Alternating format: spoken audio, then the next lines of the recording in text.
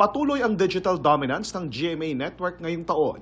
Batayan sa datos ng online traffic analytics platforms na Tubular Labs at SimilarWeb. Number 1 ang lahat ng creator properties ng GMA sa Facebook, YouTube at TikTok batay sa datos ng Tubular Labs nitong January to November 2024.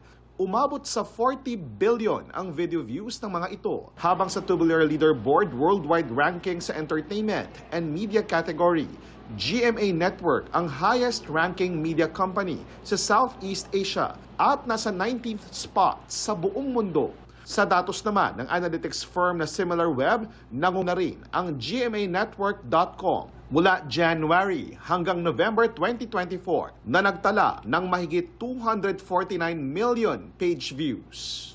GMAnetwork.com din ang number 1 local news and media publisher sa top websites country ranking ng SimilarWeb nitong November. Social media ang top traffic source para sa parehong GMA News Online at GMA Entertainment mula June 1 hanggang December 15.